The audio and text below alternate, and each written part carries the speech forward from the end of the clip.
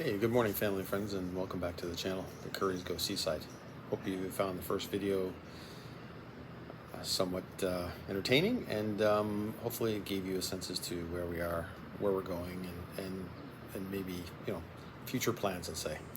Um, but I thought this video we'd take a look at kind of how we got here, and hopefully make it as concise as possible, but give you some insight in case others are entertaining this, or in case my family's wondering why.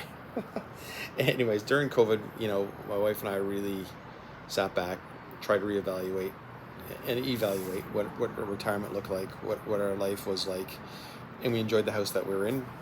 No doubt about it. It was great location. The house was very, very cozy, very quaint, fitted us nicely, and we had a decent property. But I think ultimately what we wanted out of retirement was we wanted something that was close to the water, somewhere where we could really relax, somewhere where we're not necessarily in the hustle and bustle of Toronto, but a little bit further out, and also part of it was, could we find ourselves in a position where we were mortgage free going into retirement, and that's kind of where we started, and so understanding that we wanted to be on the water, we find the water, very soothing, a great stress reducer, very calming, and I think for those that are on the sea or the ocean, the waves obviously, have a lot to do with that. You don't get that on the lake as much, but like I say, you still get the sense that you're on the water, and you get that calming effect. And so we started looking at Lake Ontario shoreline for a couple reasons. One, I'm still years away from retirement. And although at the time, and still to this day, I can work remotely, there are times where I'll have to be in the office. And so I thought being on the lakeshore, Lake Ontario shoreline, at least via rail was an option. I could get into Toronto when I needed to, fairly inexpensively and fairly timely. And so we started looking at that shoreline, and honestly couldn't find houses we liked, couldn't find property we liked, and probably the straw that broke the camel's back was we just couldn't find property that was at a price point that I was willing to pay for what I got for it. And so it was very frustrating. And we searched Belleville, Kingston, Brockville. We went pretty far. And so looking back on some of our travels, and we've been to Gaspé, we've been to the Maritimes. We really enjoyed the Maritimes, and we really enjoyed being on the ocean. It's just something different about the ocean than it is about a lake. And so, we had very fond memories of Nova Scotia. My family's from Nova Scotia, as you guys recall from the first video. And so we started looking at Nova Scotia. And I have to say, I wasn't looking for a beach. I like the ruggedness of Nova Scotia, and so that kind of helped influence our decision. The other thing I think I wanted to call out is once we decided where we want to go, great website, viewpoint.ca. It's a realty website, but what it really does, at least for me, it allowed me to look pretty quickly to see, okay, what's available, where is it available, what size it is, because the map that they have of Nova Scotia, and this is just a realty map for Nova Scotia, everything's color coded. So blue is for sale, I think, orange is pending sale, and red is it's sold type of thing. But you could see how big the land is based on, could you see the color, not could see the color type of thing. And so I really relied a lot on that website to help kind of influence where we're looking and where we're trying to find a space. So kudos to Viewpoint. It was a great tool and invaluable, at least in my search for what I was looking for. So if I take a little bit of a step back, the criteria we're looking for as we expanded our search in Nova Scotia was wanted to be on the water. Wanted to be hour and a half from Halifax, because instead of via rail, I'd have to fly to Toronto when I came to Toronto type of thing. And I wanted something that was a bungalow. Just knowing that as the years go on, going up and down stairs isn't great, so we wanted bungalow type of thing, and something with a little bit of elevation above the shoreline. And quite frankly, we found a couple of really great houses, and we came really close to buying one. The only thing that stopped us was, one, it was a chunk of change. Two, it would need a complete retrofit of the plumbing system, and that was because I think it was built 12 years ago, and there was some plumbing used that generally recognized as you're gonna have to replace it because it wasn't as good as they thought it was at the time. But the biggest criteria for us was that it would have had been sight unseen. COVID was still rampant. Not to say it's gone by any stretch, but so we really would have had to buy it sight unseen, and that to us was a little bit unnerving, and I really wasn't prepared to spend that kind of money sight unseen. Even though it looked like a great house and the pictures were fantastic, and I could have did a walkthrough, but being sight unseen was a little challenging. And then also, I guess with this property is that the internet wasn't high-speed internet, and because I'm still working, I would need high-speed internet if I was going to work remotely. So anyways, we walked away from that deal.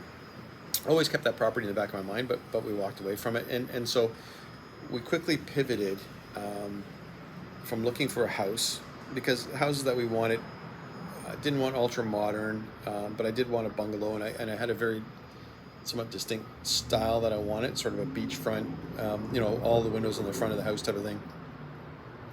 So we started looking at vacant land. And again, back to viewpoint, I could see how big a land is based on how big the color bubble was, really. I could see where it was, whether it's on the water or the interior. And so, like I say, we started looking for vacant land with the idea that, hey, let's take on an adventure. Let's build our own house. That way we can build exactly what we want. We can get whatever size we want. You can potentially place it on the property in different areas.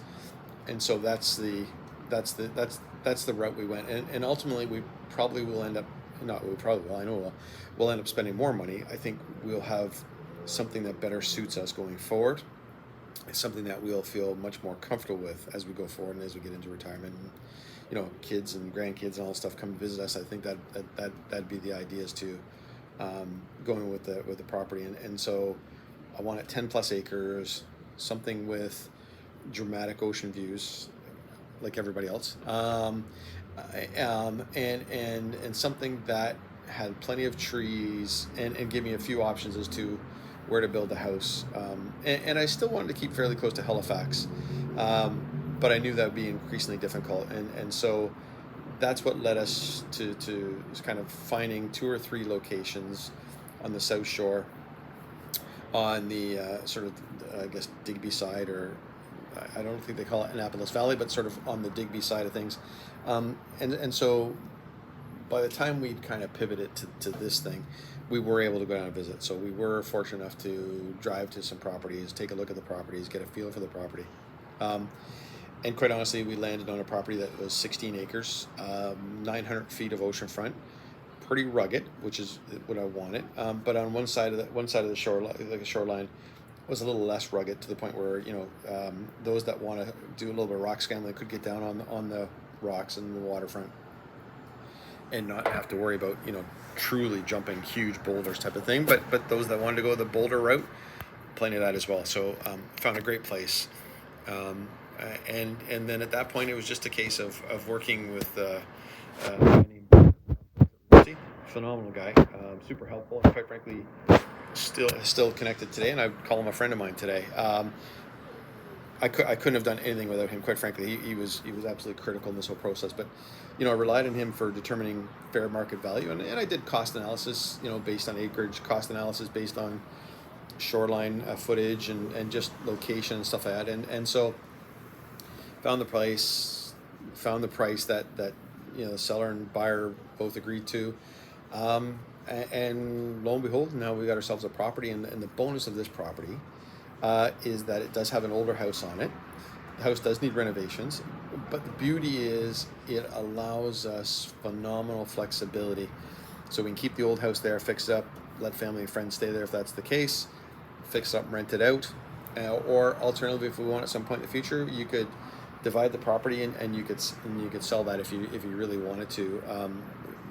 Like I say, not our intention to sell anything. I'd like to keep it all in the family and have lots. But the idea now is to develop the property a little bit, keep as many trees as I possibly can, keep it as natural as I possibly can.